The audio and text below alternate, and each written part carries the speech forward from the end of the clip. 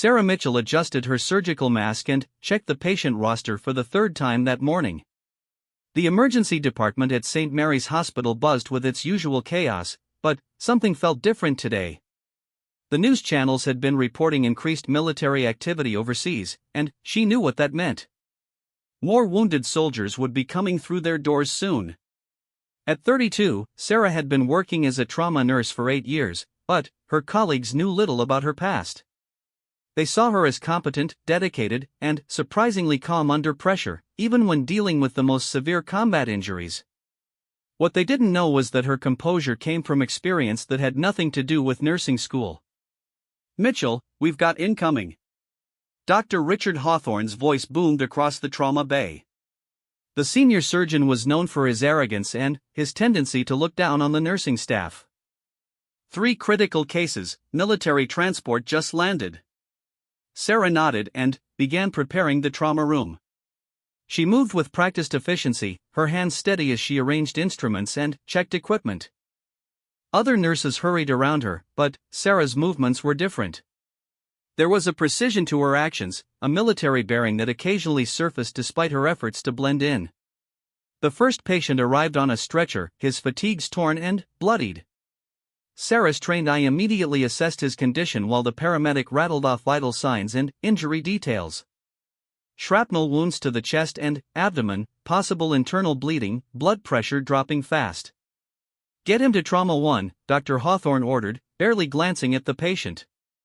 "Mitchell, prep for surgery. And try to keep up this time."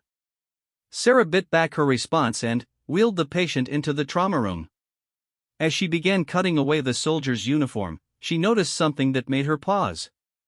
The unit patch on his sleeve was familiar. Too familiar. Her heart rate quickened, but she forced herself to remain professional. "Ma'am," the young soldier whispered, his eyes finding hers through the chaos. "Ma'am, are you?" "Shoo," Sarah said softly, placing a gentle hand on his shoulder. "Save your strength. You're going to be fine." But the soldier's eyes widened with recognition. "Ghost," he breathed, using a name that Sarah hadn't heard in 3 years. Dr. Hawthorne burst into the room, already scrubbed and ready.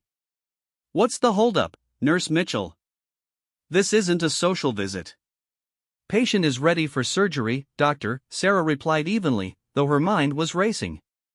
The young soldier continued to stare at her, and she could see questions forming in his eyes. Questions she couldn't answer here. As Dr. Hawthorne began the surgery, Sarah assisted with mechanical precision. Her hands moved independently of her thoughts as she anticipated his needs, passing instruments and monitoring vitals. But her mind was elsewhere, pulled back to a time when she wore different uniforms and carried different responsibilities. The surgery took 4 hours. Sarah remained focused throughout, but she could feel the weight of the soldier's earlier recognition.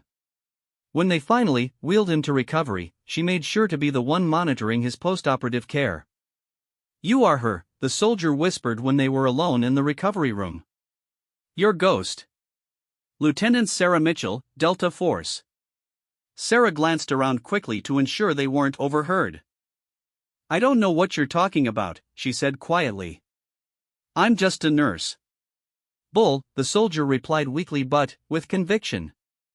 "I was at Buground when you and your team rescued those hostages from Kandahar. Everyone knew about Ghost. The medic who could patch you up under fire and then disappear into the night like she was never there." Sarah's jaw tightened. "That was a long time ago.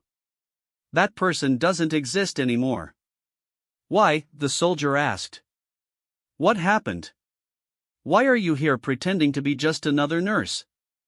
Before Sarah could respond, Dr. Hawthorne entered the recovery room. "How's our hero doing?" he asked sarcastically.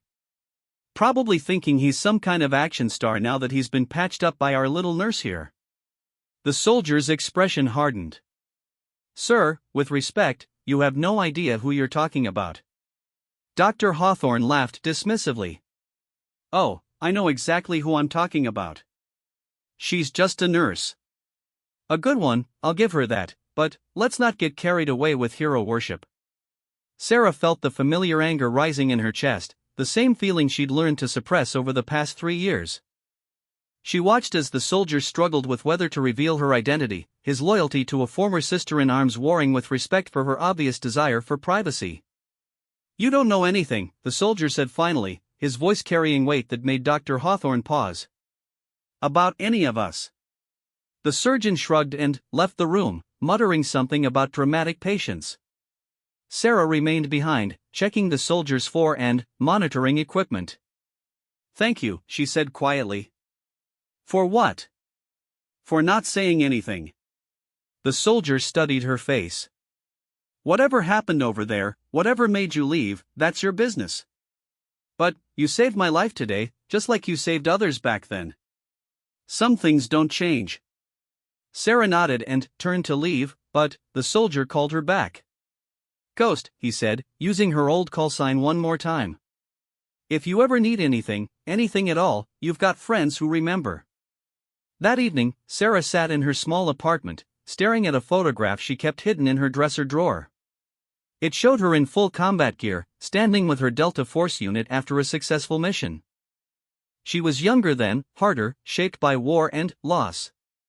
The woman in the photograph bore little resemblance to the quiet nurse who now worked the trauma ward at St. Mary's.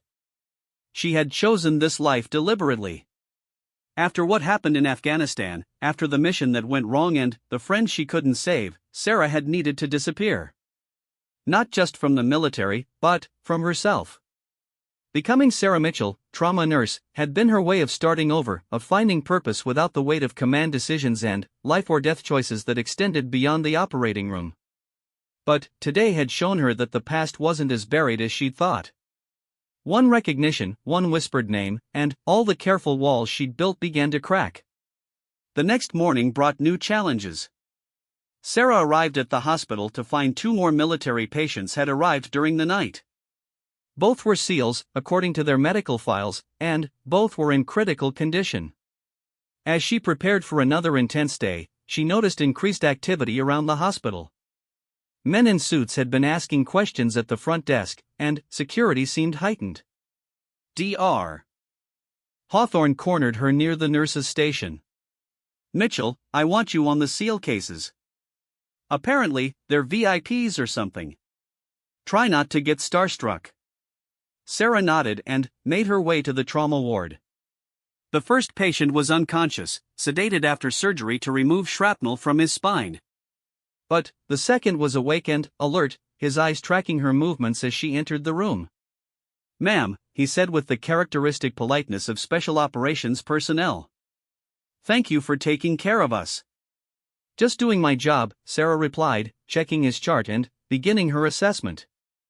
"Funny thing," the SEAL continued, his voice conversational despite the pain medication.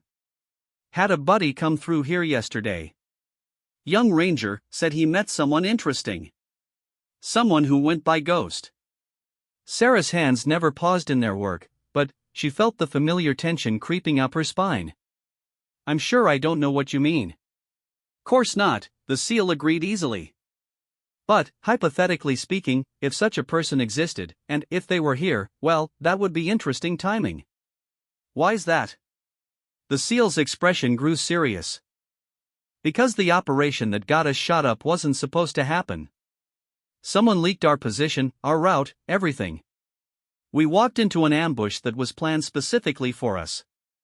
Sarah continued her work, but her mind was processing this information rapidly. "That's terrible. I'm sorry for your losses. Thing is," the SEAL continued, watching her carefully, "the leak came from inside.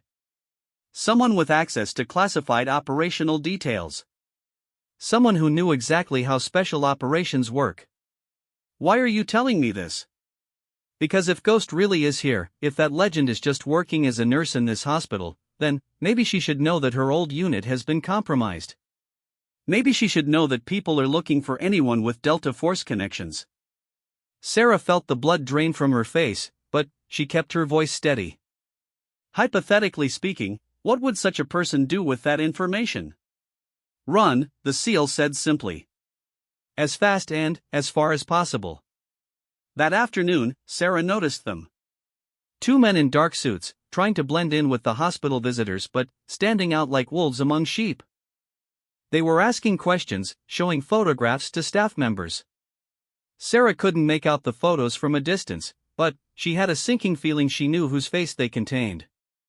She completed her rounds quickly and efficiently, her mind already working through escape scenarios.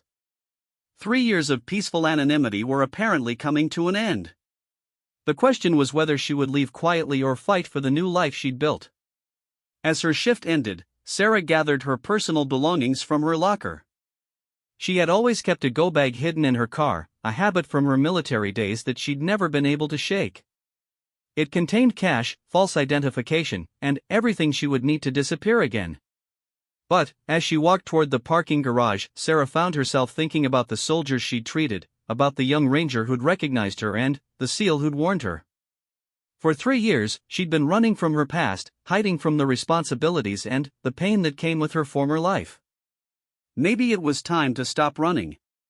The elevator doors opened onto the parking garage level, and Sarah stepped out cautiously. The fluorescent lights cast harsh shadows between the parked cars, and she found herself automatically scanning for threats, her old training taking over. "Sarah Mitchell," a voice called from behind her. She turned slowly to face 2 men in suits. They didn't look like federal agents. They looked like contractors, the kind of people who handled problems quietly and efficiently. "Can I help you?" she asked, her voice calm despite the adrenaline now flooding her system. "We just want to talk," the taller man said, his hand resting casually near his jacket pocket. "About your time in Afghanistan. About some people you used to know." Sarah measured the distance to her car, calculated angles and cover points, assessed escape routes. Old habits died hard. "I think you have me confused with someone else," she said. "I'm just a nurse." The shorter man smiled, and it wasn't a pleasant expression. "We know exactly who you are, Lieutenant. Or should we say, former lieutenant? The question is whether you're going to come with us quietly, or if we're going to have a problem." Before Sarah could respond, another voice cut through the tension. "I think you gentlemen are in the wrong place." Sarah turned to see the SEAL from earlier, now in civilian clothes but moving with the same deadly grace she remembered from her special operations days. He wasn't alone.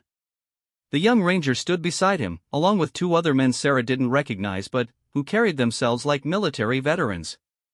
"This is a private conversation," the tall contractor said, his hand now clearly moving toward his weapon. "No," the SEAL replied calmly, "it's not." The tension in the parking garage was palpable. Sarah found herself caught between 2 forces, her old life and her new one colliding in a way she'd always feared but never fully prepared for. "Stand down, soldier," the shorter contractor ordered. "This is classified business." The SEAL smiled grimly. "Funny thing about classified business. It tends to get messy when good people get hurt." Sarah realized that her choice had already been made for her. The past 3 years of hiding, of pretending to be someone else, were over. The only question now was which direction her life would take. The standoff continued for several long seconds, for military veterans facing 2 contractors in a hospital parking garage. Sarah's mind raced through possibilities, strategies, outcomes. She'd spent 3 years suppressing these instincts, but they came flooding back with startling clarity.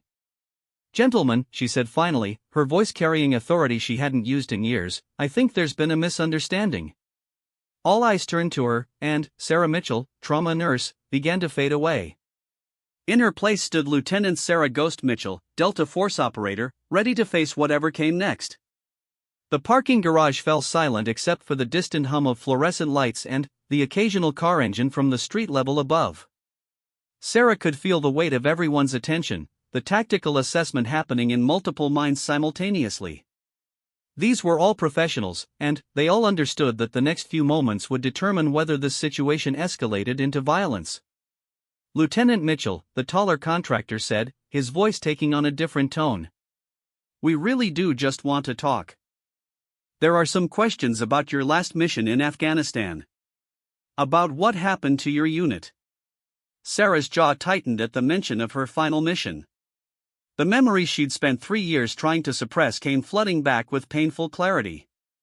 My unit is dead, she said flatly. There's nothing to discuss. That's where you're wrong, the shorter contractor replied, pulling out a tablet and showing her a photograph. Recognize him? Sarah's breath caught in her throat. The photo showed a man in civilian clothes walking through what appeared to be a Middle Eastern marketplace. The image was grainy, taken from a distance, but there was no mistaking the face.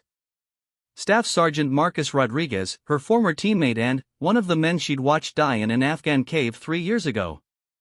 That's impossible, she whispered. I saw him die. I held his dog tags. Photo was taken 2 weeks ago in Istanbul, the contractor continued. Along with this one. He swiped to another image, showing a different man at a cafe. Another dead teammate, very much alive. The SEAL stepped closer, studying the photos over Sarah's shoulder. Those could be doctored, he said suspiciously. They could be, the contractor agreed. But they're not. Lieutenant Mitchell's entire Delta Force unit didn't die in that cave.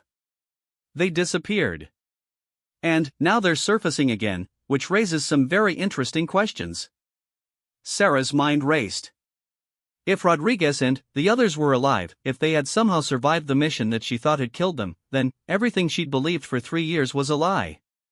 But, more importantly, it meant she'd been living with guilt that wasn't entirely justified. Why come to me, she asked. If they're alive, if they're out there, why not go find them directly? Because you were their medic and their second in command, the contractor replied. Because if anyone would know how they might have survived, where they might go, what they might be planning, it would be you. The young ranger, who had been silent until now, spoke up. Ma'am, you don't have to go with them. Whatever this is about, it doesn't have to involve you. Sarah appreciated his loyalty, but she could see the bigger picture forming. If her unit was alive, if they had faked their deaths and disappeared, there could only be one reason. The mission in Afghanistan hadn't been what it seemed. The intelligence had been wrong, or worse, deliberately falsified. Her team hadn't died in a random Taliban ambush. They'd been set up. What do you think they're planning? She asked the contractors. We're not sure, the taller man admitted. But 3 weeks ago, a CIA safe house in Islamabad was hit. Professional job, no casualties, but some very sensitive intelligence was taken. The kind of intelligence that could compromise ongoing operations across the Middle East. And, you think my unit was responsible? The tactics matched Delta Force training. The precision, the timing, the way they got in and out without leaving evidence. It has Marcus Rodriguez written all over it. Sarah closed her eyes, remembering Rodriguez's skills as a demolitions expert and infiltration specialist. If he was alive and operating rogue, he would indeed be capable of exactly the kind of operation being described. There's more, the contractor continued. Yesterday, a weapons cache disappeared from a black site in Syria. Again, professional work, no one hurt, but enough firepower to level a city block. The pattern suggests your unit is preparing for something big. The SEAL crossed his arms. And, you want her to help you find them? We want her to help us understand them, the shorter contractor corrected. These are highly trained special operations personnel who've been presumed dead for 3 years. They know our methods, our protocols, our weaknesses. They could do serious damage if they're working against American interests. Or they could be working to expose the people who tried to kill them, Sarah said quietly. The contractors exchanged glances. What makes you say that? Sarah looked at each of the men surrounding her, calculating how much to reveal. Because the mission that supposedly killed them was wrong from the start. The intelligence was bad, the location was compromised, and our backup never arrived when things went south. Either it was the worst series of coincidences in military history, or someone wanted Delta Force Team 7 to disappear. You think they were betrayed? I know they were betrayed, Sarah said with conviction. The question is by whom, and why? The SEAL stepped closer to Sarah, his voice low. Ma'am, if your unit is alive and they're going after whoever tried to kill them, that sounds like justice, not terrorism. That's a very dangerous way to think, the contractor warned. These men have gone rogue. They've stolen classified intelligence and weapons. Whatever their motivations, they're now operating outside the law. Sarah felt the familiar weight of command decisions pressing down on her.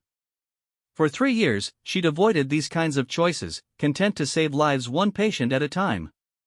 But, if her unit was alive, if they were in danger or causing danger, she couldn't simply walk away. "I need more information," she said finally. "If you want my help, I need to see everything you know about what happened that day in Afghanistan." Everything. The contractors looked at each other again, having what appeared to be a silent conversation. Finally, the taller man nodded. "There's a secure facility 20 minutes from here.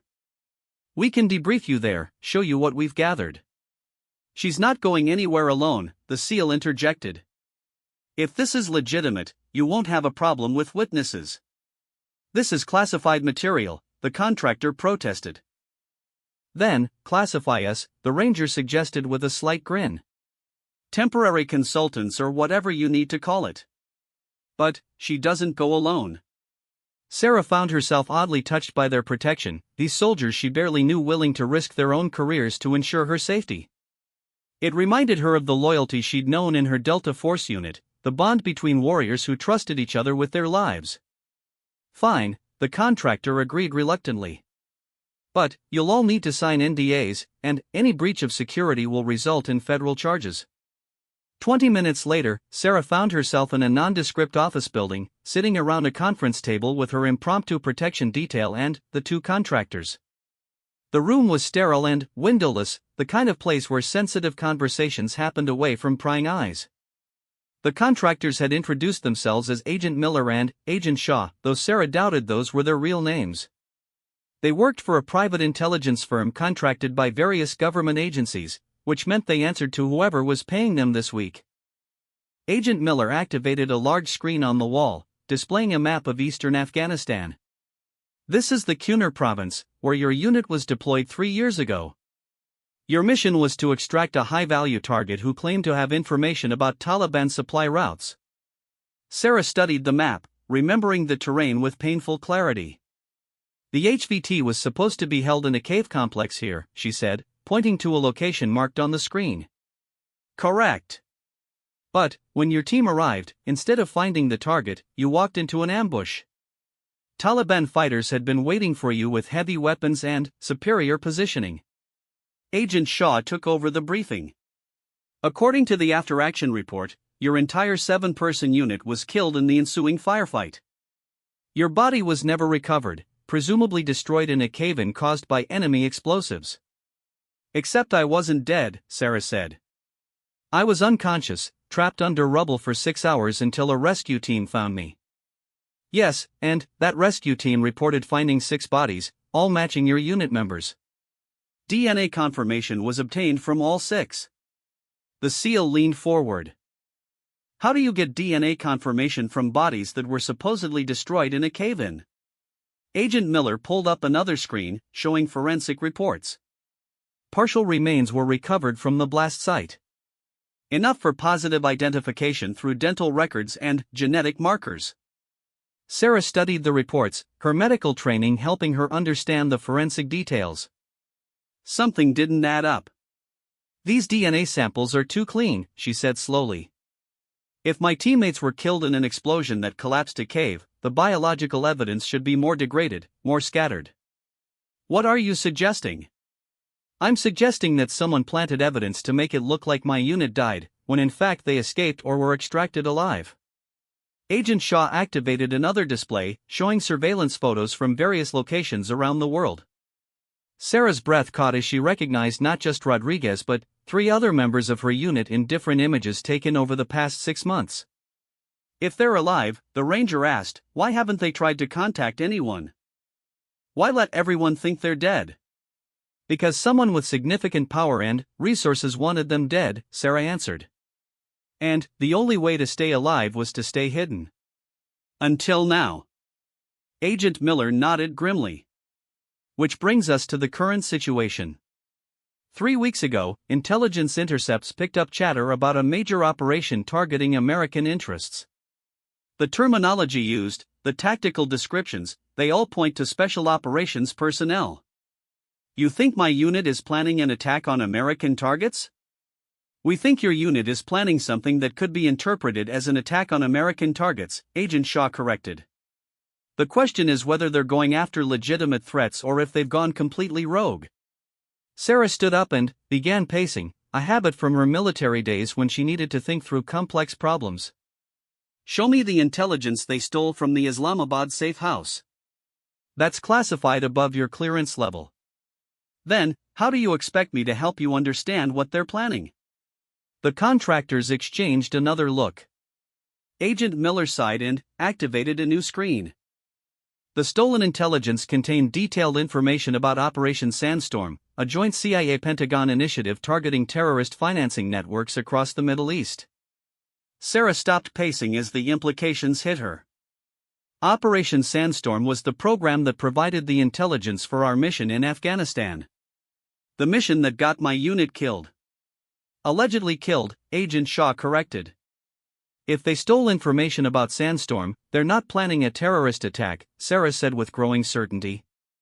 They're investigating who betrayed them. And they probably found answers they didn't like. The SEAL stood up as well, his expression grim. Ma'am, if your unit has evidence of corruption or betrayal in Operation Sandstorm, they might be planning to expose it publicly. Which would compromise ongoing operations and put American lives at risk, Agent Miller pointed out. Or it would expose the people responsible for trying to murder an entire Delta Force unit, the Ranger countered. Sarah felt pieces of the puzzle clicking into place in her mind. The weapons they stole from Syria. What kind of weapons? Agent Shaw hesitated. Primarily electronic warfare equipment. Signal jammers, communications interceptors, computer hacking tools. Not explosive devices or conventional weapons? No, nothing that could be used for a traditional attack. Sarah turned to face the contractors directly. They're not planning to hurt anyone. They're planning to hack into secured systems and release information. They want to expose Operation Sandstorm and whoever was responsible for betraying them. That's still a crime, Agent Miller insisted. Theft of classified information, unauthorized disclosure of state secrets. Maybe, Sarah agreed. But, it's not terrorism. And if they're right, if someone in Operation Sandstorm tried to have them killed, then maybe the real criminals are the ones you should be investigating. The room fell silent as everyone processed the implications. Sarah realized that she was now at the center of a conflict between her loyalty to her unit and her duty to national security. But she also realized that those two things might not be mutually exclusive. I need to think about this, she said finally. All of it. If you want my help finding my unit, I need time to process everything you've shown me. Agent Miller checked his watch. We can give you 12 hours. After that, with or without your cooperation, we're going to find them. And, when we do, the outcome might not be as gentle as a conversation in a conference room. Sarah nodded, understanding the threat implied in his words. 12 hours. As they prepared to leave the facility, the SEAL approached her quietly. Ma'am, what are you really thinking? Sarah looked at him, seeing the concern in his eyes. I'm thinking that 3 years ago, I failed my unit by not recognizing the signs of betrayal. I'm thinking that if they're alive and they need help, I owe them that much. And if they really have gone rogue? Then, I owe it to them to try to bring them home alive instead of letting someone else hunt them down like criminals. The young ranger joined their conversation. Whatever you decide, you won't be doing it alone. We're with you. Sarah felt a familiar warmth in her chest, the feeling of being part of a team again. For 3 years, she'd worked alone, helping people but never truly connecting with anyone. These soldiers, who barely knew her, were offering the kind of loyalty she'd thought she'd lost forever. Thank you, she said simply. All of you. As they left the facility and walked back to their vehicles, Sarah's mind was already working through possibilities. If her unit was alive and planning something significant, they would need support, medical assistance, and someone who understood both their capabilities and their motivations. They would need Ghost. Sarah sat in her apartment that night, surrounded by the memorabilia she'd kept hidden for 3 years. Military commendations, photographs of her unit, tactical manuals, and equipment she'd convinced herself she'd never need again. The SEAL and Ranger had insisted on staying nearby, taking shifts watching her building in case the contractors decided 12 hours was too long to wait. She spread the photographs across her kitchen table, studying the faces of men she'd thought were dead. Marcus Rodriguez, with his easy grin and steady hands that could defuse any explosive or patch any wound. Tommy Chen, their communications specialist, who could hack into enemy frequencies and coordinate air support with equal skill. James Washington, their sniper, who'd saved all their lives more times than she could count. David Parker, their demolitions expert, who could bring down a building or crack a safe with surgical precision. Michael Torres, their youngest member, barely 22 but already legendary for his ability to disappear into any environment. And, finally, Captain Jake Morrison, their unit leader, the man who'd recruited Sarah personally and taught her that being a medic in Delta Force meant being a warrior first and a healer second. If these men were alive, if they'd spent 3 years in hiding while she grieved for them, there had to be a reason. And if they were planning something that had attracted the attention of government contractors, it wasn't because they'd gone rogue. It was because they'd discovered something that powerful people wanted to keep hidden. Her secure phone buzzed with a text message. The number was unknown, but the message made her blood run cold. Ghost. Pier 47. Midnight. Come alone.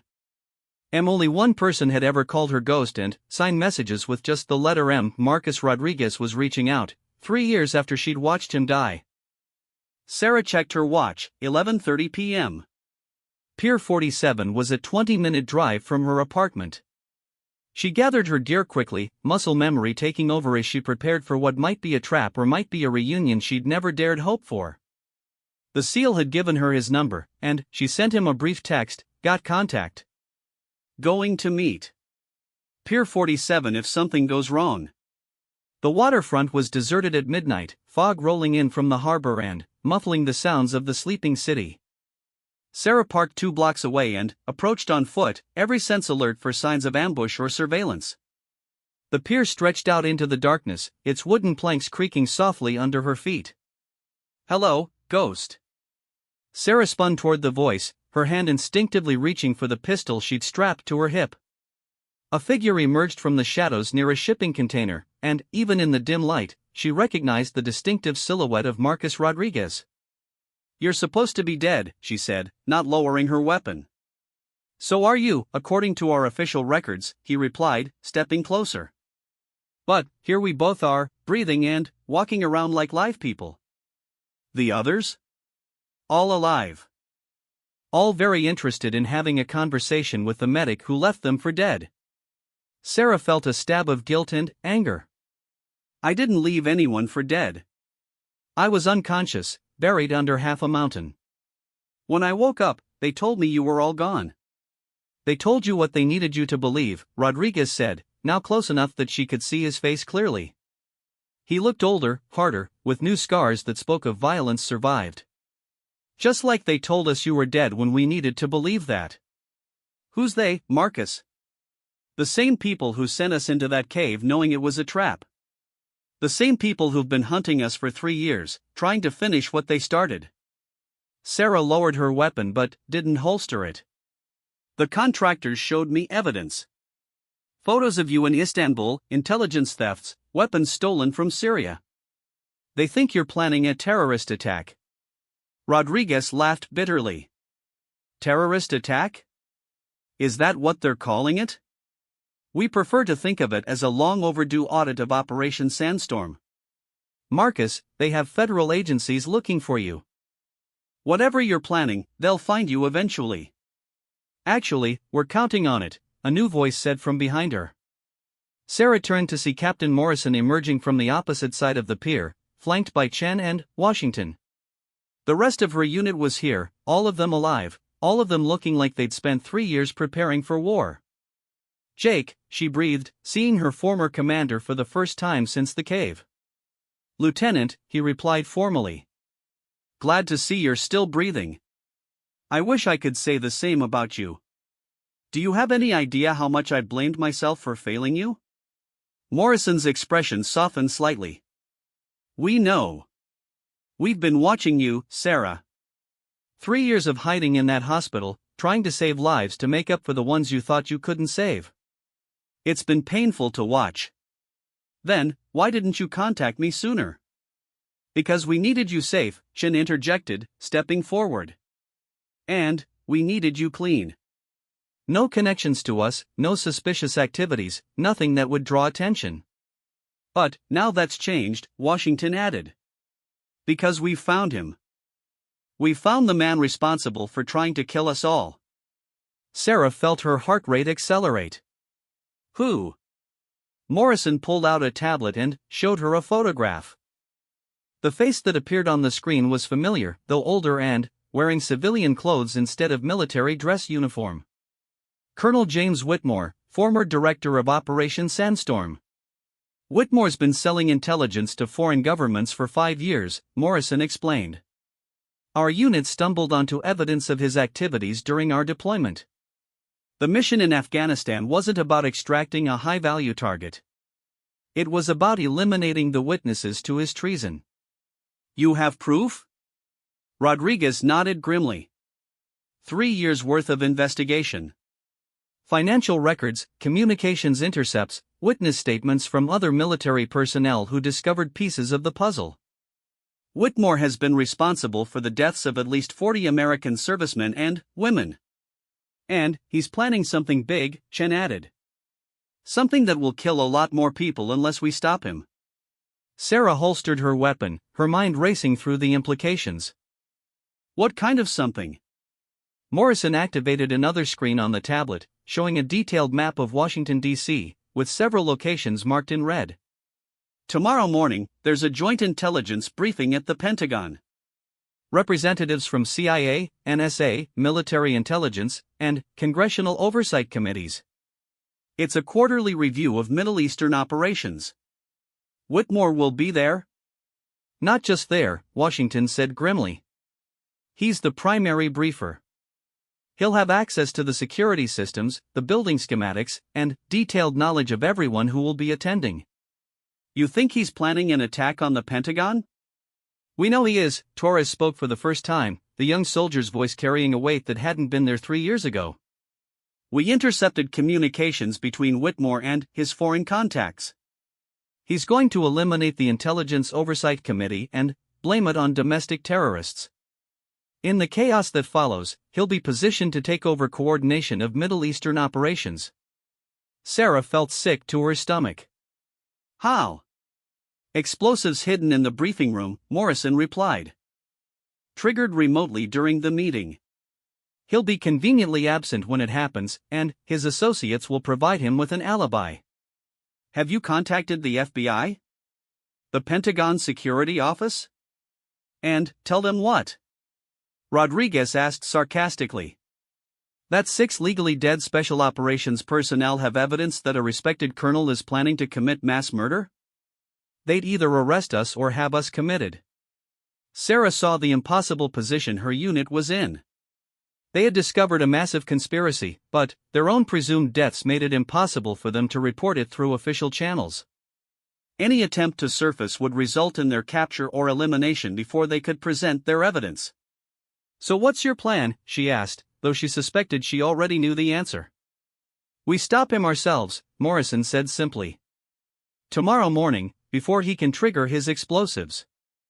We infiltrate the Pentagon, neutralize the threat, and capture Whitmore alive with enough evidence to expose the entire conspiracy. That's insane. The Pentagon is the most heavily guarded building in the world. Which is why we need you, Chen said quietly. We need a medic who can keep us alive if things go wrong. And we need someone with no official connection to our unit who can deliver our evidence to the right people if we don't survive. Sarah looked at each of her former teammates, seeing the determination in their eyes. They were planning what amounted to a suicide mission, breaking into the Pentagon to stop a terrorist attack that no one would believe was real until it was too late. There has to be another way, she said. We've spent 3 years looking for another way, Morrison replied. This is it. tomorrow morning, or hundreds of people die and Whitmore gets away with treason that will cost thousands more lives. And if you're wrong? If this is all based on bad intelligence or misinterpreted communications? Then, we'll have committed one of the greatest military crimes in American history, Washington said calmly. But we're not wrong, Sarah.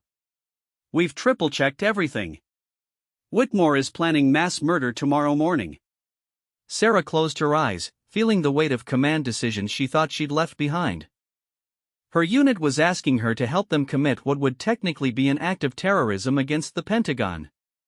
But they were also asking her to help them prevent an actual terrorist attack that would kill innocent people. "Show me everything," she said finally. "Every piece of evidence, every communication intercept, every detail of your plan. If I'm going to risk my life and my freedom, I want to understand exactly what we're walking into." Morrison smiled, the first genuine expression of happiness she'd seen from him. "That's our ghost. Still asking the right questions." For the next 2 hours, Sarah reviewed her unit's intelligence gathering. Financial records showing suspicious payments to Whitmore's accounts from shell companies linked to foreign intelligence services. Communication intercepts revealing conversations about eliminating oversight and preparing the package. Surveillance footage showing Whitmore meeting with known foreign agents. Technical specifications for the Pentagon's security systems that should have been impossible for him to obtain. The evidence was overwhelming. Colonel Whitmore wasn't just selling intelligence, he was actively working to undermine American military operations in the Middle East. And tomorrow morning's attack on the Intelligence Oversight Committee would be the capstone of his treason. "How do you plan to get into the Pentagon?" Sarah asked as she finished reviewing the materials. "Service tunnels," Torres replied, pulling up architectural diagrams. "There's a maintenance access point 3 blocks away that connects to the building's utility systems. We can reach the briefing room level without going through main security." "And the explosives?" "Already planted," Rodriguez said grimly. "Whitmore's had access to the building for weeks.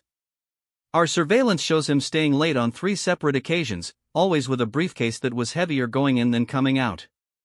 "How do you know where the devices are located?"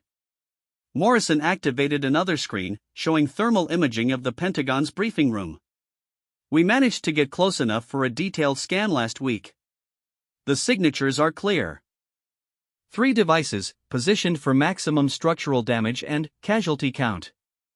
Sarah studied the thermal images, her medical training helping her understand the devastating effects such an explosion would have on anyone in the room. "Even if you can disarm the explosives, Whitmore will know his plan failed. He'll disappear or activate backup plans. Which is why we're not just disarming the explosives," Chen said. "We're going to let the meeting proceed as planned, but with Whitmore's devices replaced with our own non-lethal substitutes. When he triggers what he thinks are bombs, our devices will release a harmless but dramatic smokescreen while simultaneously broadcasting his confession to every news network in the country." "You recorded his confession?" "We recorded everything," Washington said with satisfaction. 3 years of surveillance, and the man loves to talk when he thinks he's secure. We have hours of audio and video evidence of him detailing his activities." Sarah felt a reluctant admiration for her unit's thoroughness. They hadn't just discovered Whitmore's conspiracy, they'd documented it with military precision and planned a response that would expose him publicly while minimizing collateral damage. "What do you need me to do?" "Tomorrow morning, you'll be in position at the hospital," Morrison explained. "If our operation goes wrong, if we're captured or killed, you'll have copies of all our evidence. Your job will be to ensure it reaches the proper authorities and the public." "And if your operation succeeds?" "Then, we'll finally be able to come home," Rodriguez said quietly. Sarah realized that this moment was what her unit had been working toward for 3 years. Not revenge, not personal gain, but the chance to complete their mission and restore their honor. They were still soldiers, still committed to protecting American lives even at the cost of their own. "When do we start?" she asked. Morrison checked his watch. T-7 hours. "The briefing starts at 9 a.m. We need to be in position by 7. "Then, we'd better get some rest," Sarah said, falling back into her role as the unit medic. And, we'll need to check everyone's medical status. 3 years of irregular sleep, poor nutrition, and high stress will have taken a toll. For the next hour, Sarah conducted medical examinations of her former teammates, checking their physical condition and ensuring they were ready for the demanding operation ahead. They were older, scarred, and tired, but still in excellent physical condition. More importantly, they were mentally focused and emotionally committed to their mission. As dawn approached over the harbor, Sarah realized that she was no longer Sarah Mitchell, trauma nurse. She was Lieutenant Sarah Ghost Mitchell, Delta Force medic, preparing for the most important mission of her career. The question now was whether they would all survive it.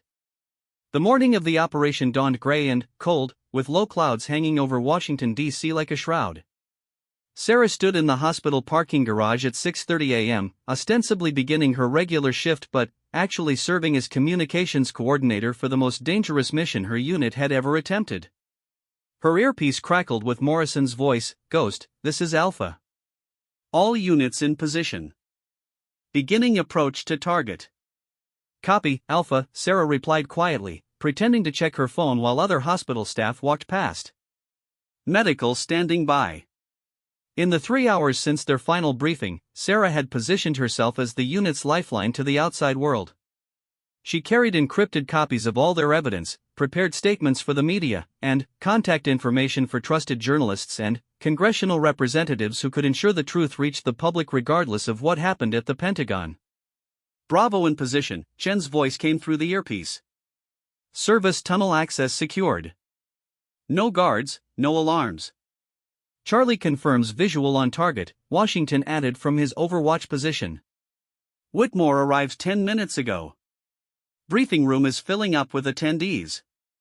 Sarah checked her watch, 7:45 a.m. In 15 minutes, the quarterly intelligence review would begin.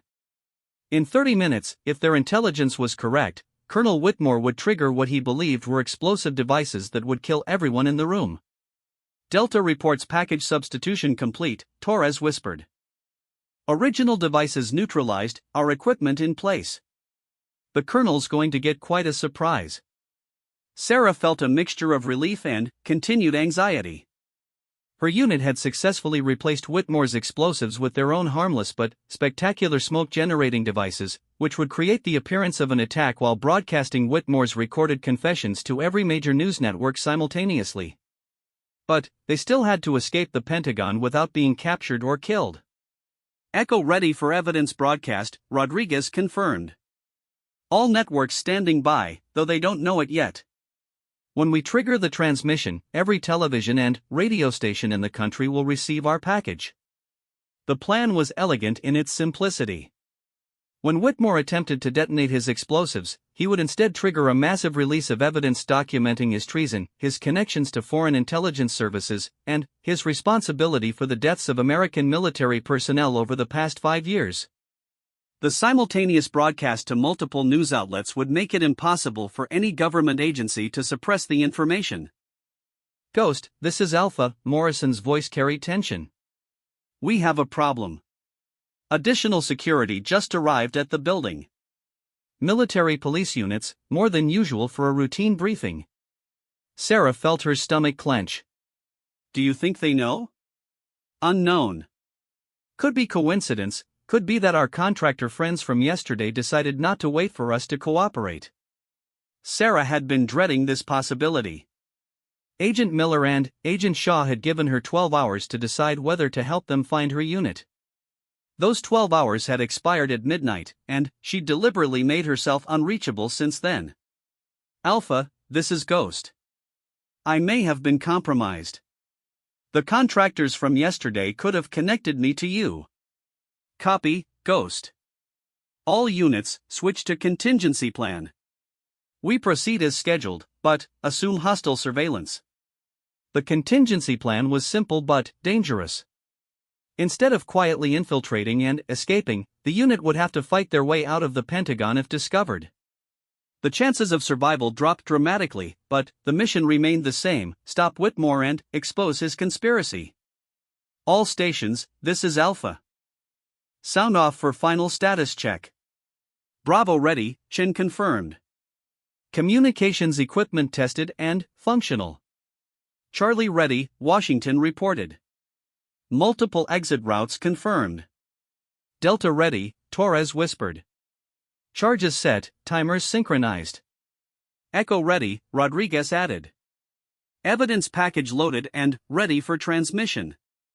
Ghost ready, Sarah concluded, though she felt anything but ready for what was about to happen. Alpha ready. Mission is go in 60 seconds. Remember, people, we're not just doing this for ourselves. We're doing it for every soldier who's been betrayed by someone they trusted with their lives. Sarah closed her eyes briefly, offering a silent prayer for her unit's safety. These men had spent 3 years planning this moment, 3 years living as ghosts to expose a traitor who had sent them to die. Whatever happened in the next hour, they deserved to see justice done. All units, this is Alpha. Mission is live. Execute, execute, execute. Sarah began monitoring emergency frequencies while maintaining her position at the hospital. If the operation went wrong, if her unit was captured or wounded, she would need to coordinate medical assistance or media notification depending on the situation. For the first 10 minutes, everything proceeded according to plan. Her unit infiltrated the Pentagon through service tunnels, reached the briefing room level, and confirmed that the intelligence meeting was proceeding as scheduled. Colonel Whitmore was present, giving his presentation on Middle Eastern operations to an audience of high-ranking military and intelligence officials. Alpha, this is Charlie. Target has been checking his watch frequently. Estimate he'll trigger in approximately 15 minutes. Copy, Charlie. All units maintain position and prepare for fireworks. Sarah listened to her unit's calm professionalism and felt a surge of pride. These were the finest soldiers she'd ever served with, and they were about to complete the most important mission of their careers. But, at 8:47 a.m., everything went wrong. Alpha, this is Bravo. We've got company. Military police units moving to our position. Someone definitely knows we're here. Charlie confirms hostile movement on multiple floors. This is not routine security. Sarah's heart raced as she heard the tension escalating in her unit's voices. Someone had betrayed them, just as they'd been betrayed 3 years ago in Afghanistan. All units, this is Alpha. We are blown, repeat, we are blown. Switch to combat protocols immediately. The sounds of gunfire erupted through Sarah's earpiece, distant but unmistakable. Her unit was fighting for their lives inside the Pentagon, and there was nothing she could do to help them from 30 miles away. Ghost, this is Alpha. Morrison's voice was strained, background noise indicating he was moving and shooting. Execute Contingency Omega. Broadcast everything now. Contingency Omega was their final backup plan, immediate release of all evidence to every possible outlet, regardless of whether the mission succeeded. Sarah's fingers flew over her phone, sending encrypted files to dozens of journalists, congressional offices, and news organizations simultaneously. Alpha, this is Ghost. Omega executed. Evidence is broadcasting now. Copy, Ghost. Charlie, status report. Charlie engaging hostiles on level 3. Washington is down, repeat, Washington is down. Sarah felt tears spring to her eyes. James Washington, their sniper, the man who'd watched over all of them from a distance for so many missions, was wounded or worse. Delta moving to assist Charlie. Torres en route. Bravo maintaining position in briefing room. Target is still unaware of situation. Estimate 30 seconds until he triggers. Sarah realized with horrible clarity what was happening. Her unit was fighting a desperate battle against Pentagon security forces while simultaneously trying to complete their mission to stop Whitmore's attack. They were running out of time and options. Alpha, this is Echo.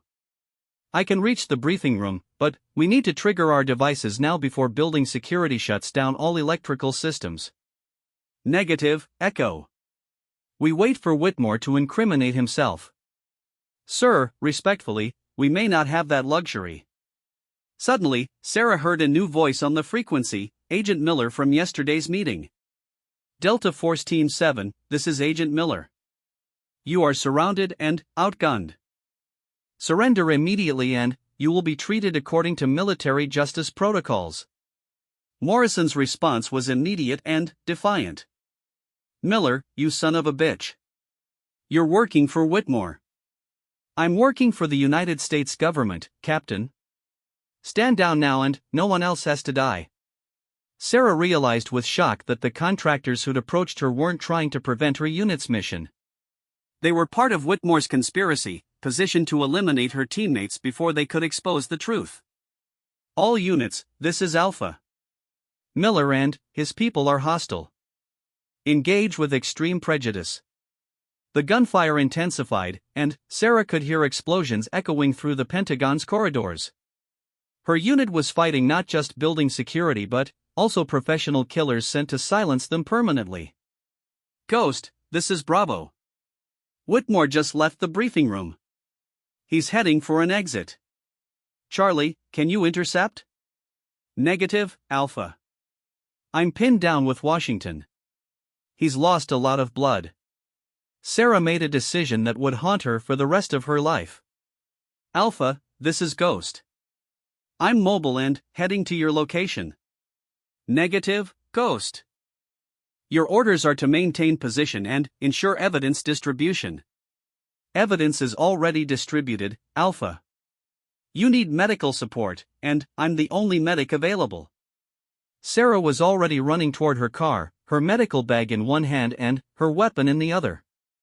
She couldn't stand by while her unit fought and died without her support. The drive to the Pentagon took 18 minutes through morning traffic, during which Sarah listened to her unit's increasingly desperate situation. Washington was critically wounded, Torres was trapped in a service tunnel with military police closing in, and Morrison was fighting a running battle through the building's corridors while trying to track Whitmore. But, as she approached the Pentagon, Sarah also began receiving calls on her regular phone. Journalists, congressional representatives, and news directors were all trying to verify the explosive information they just received. The evidence broadcast was working. Whitmore's conspiracy was being exposed in real time across every major news network in the country. Sarah parked 3 blocks from the Pentagon and approached on foot, using her hospital credentials to get past the outer security perimeter. The area was in chaos, with emergency vehicles arriving and military personnel establishing containment zones around the building. Alpha, this is Ghost. I'm 200 meters from the building. What's your status? Ghost, thank God. We're in the main corridor, level 2. Washington needs immediate medical attention, and we're still hunting Whitmore. Bravo, status on target? He never triggered his devices, Shan reported. When the shooting started, he ran instead of completing his attack. But our substitution is still in place if we can get him back to the briefing room. Sarah reached the Pentagon's outer wall and located the service entrance her unit had used. The door was ajar, and she could hear gunfire echoing from inside the building. Taking a deep breath, she entered the most secure military facility in the world as a wanted fugitive. The corridors were filled with smoke and the acrid smell of gunpowder. Sarah moved carefully, following the sounds of combat toward her unit's position. She found Washington first, lying behind an overturned desk with Torres applying pressure to a chest wound. Ghost. Torres's relief was evident. He's been hit twice, lost a lot of blood. Sarah immediately began triaging Washington's injuries while Torres provided cover. The wounds were serious but not immediately fatal if she could get the bleeding controlled and get him to a proper trauma facility. Alpha, this is Ghost. I have Charlie. Wounds are stabilized, but he needs evacuation. Copy, Ghost. We're working on that. Bravo, any luck with our runaway colonel? Negative, Alpha. He's in the wind. Building security is more interested in us than in stopping him. Sarah realized they were facing the worst possible outcome. Whitmore was escaping while her unit was trapped and being hunted by both legitimate security forces and hostile contractors. Their mission to stop the attack had succeeded, but the man responsible might still get away. That's when she heard it, Whitmore's voice echoing from somewhere deeper in the building. This is Colonel Whitmore. I'm trapped in Sector 7 by hostile forces. I need immediate evacuation. Sarah looked at Torres, seeing the same realization in his eyes. Whitmore was trying to portray himself as a victim of their terrorist attack while positioning himself to escape in the confusion. Alpha, this is Ghost. I have an idea, but it's crazy. At this point, Ghost, crazy might be our only option. What if we give him exactly what he wants? What if we make him the hero who stopped the terrorist attack? There was silence on the frequency while Morrison processed her suggestion. Finally, his voice came back with understanding and approval. Ghost, you magnificent bastard. Bravo, can you get back to the briefing room and activate our devices? Already moving, Alpha. Give me 2 minutes. Sarah's plan was audacious in its simplicity. Instead of trying to capture Whitmore as a traitor, they would let him discover the explosive devices they'd planted and become the hero who saved the Intelligence Committee.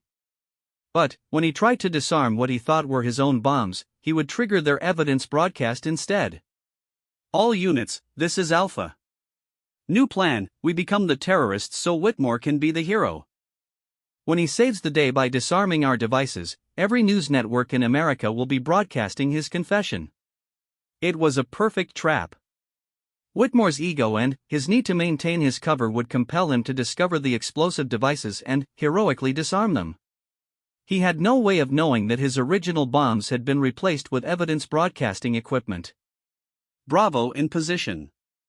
Briefing room cleared of attendees. Devices armed and ready. Alpha moving to containment position. Once Whitmore enters that room, he's not leaving until justice is served. Sarah helped Torres move Washington to a safer position and, then, took up an overwatch position where she could monitor the briefing room. Through the building's security cameras, which Chen had hacked hours earlier, she watched Whitmore approach the room where his fate awaited. Ghost, this is Alpha. Whatever happens in the next few minutes, I want you to know it's been an honor serving with you again. The honor is mine, Alpha. Now let's finish this. Colonel James Whitmore entered the briefing room at exactly 9:30 a.m., 30 minutes after his planned mass murder was supposed to have occurred. He moved confidently, portraying himself as a brave officer investigating suspicious activity during a terrorist attack. Security cameras captured every moment as he discovered the devices hidden in the room. His performance was flawless, the concerned military officer protecting his country from dangerous criminals. He even called for backup, ensuring that his heroic actions would be witnessed and documented. But, when he knelt down to examine what he thought were his own explosive devices, when he entered the disarming code he'd programmed 3 weeks earlier, everything changed. Instead of explosion, there was light. Instead of destruction, there was revelation. Every television screen in the country suddenly displayed Colonel James Whitmore's own recorded voice describing his treason, his sale of military intelligence to foreign governments, his responsibility for the deaths of American soldiers, and his plan to murder the Intelligence Oversight Committee to cover his crimes. The man who had tried to become a hero became the most wanted traitor in American history in the span of 30 seconds. Sarah watched through the security feed as Whitmore's expression changed from confidence to confusion to horror as he realized what was happening. Every word he'd spoken in secret, every meeting with foreign agents, every detail of his conspiracy was being broadcast live to the entire nation. Alpha, this is Bravo. Mission accomplished. Target is contained and evidence is public. Copy, Bravo. All units, prepare for extraction. Ghost, are you ready to come home? Sarah looked around at the chaos surrounding them, at Washington's pale but stable condition, at Torres grinning despite the blood on his uniform. They had done it. Against impossible odds, against professional killers and government conspiracies, they had completed their mission and exposed the truth. Alpha, this is Ghost. I've been ready to come home for 3 years. The extraction took 6 more hours and involved negotiations between Pentagon security, FBI agents, congressional representatives, and media outlets who all wanted to understand what had really happened. By evening, the full scope of Colonel Whitmore's treason was public knowledge, and Sarah's unit was being hailed as heroes rather than hunted as criminals. But, for Sarah, the real victory came when she walked into Washington's hospital room and saw him sitting up, arguing with doctors about his discharge paperwork. "They're trying to keep me here for observation," he complained. "I told them I've been shot worse than this and still completed missions." "Maybe," Sarah replied, checking his bandages with professional efficiency, "but this time you don't have to. The mission's over. We can all rest now." Morrison appeared in the doorway, no longer wearing the haunted expression he'd carried for 3 years. "Actually, Ghost, I was hoping you might consider making this arrangement permanent." "What arrangement?" "The team. We've been offered reinstatement with full honors, back pay, and assignment to a new unit focused on counterintelligence operations. Seems the Pentagon has decided they need soldiers who are good at exposing corruption from within." Sarah looked around at her teammates, at the men she'd thought were dead and had now saved again. They were offering her a chance to return to the life she'd left behind, to be Lieutenant Mitchell instead of Nurse Mitchell. "I'll need to think about it," she said finally. "Of course," Morrison replied. "But, Ghost?" "Yes, Captain? We're not the same people we were 3 years ago. None of us. But we're still a team. And if you decide you want to keep saving lives, there's no one I'd rather have watching my back." Sarah nodded, understanding that this was more than a job offer. It was an invitation to rejoin her family, to be part of something larger than herself again. 2 weeks later, Sarah Mitchell submitted her resignation from St. Mary's Hospital. Dr. Hawthorne, the arrogant surgeon who had dismissed her as just a nurse, had spent the past week dealing with media attention after it emerged that one of his trauma nurses was actually a decorated Delta Force officer who had saved the Pentagon from a terrorist attack. "I have to admit," he told her during her exit interview, "I may have underestimated you." Sarah smiled politely. "Doctor, you had no idea who I really was. But that's okay. Sometimes it takes a crisis to reveal people's true nature." As she walked out of the hospital for the last time, Sarah reflected on the journey that had brought her full circle. She had spent 3 years hiding from her past, trying to save lives one patient at a time as penance for the teammates she thought she'd failed. But, in the end, it was her past that had enabled her to save not just her unit, but hundreds of innocent people who would have died in Whitmore's attack. Lieutenant Sarah Ghost Mitchell reported for duty with her new unit the following Monday, ready to continue the mission of protecting American lives and exposing those who would betray them. She was no longer just a nurse, and she was no longer hiding from who she really was. She was exactly where she belonged.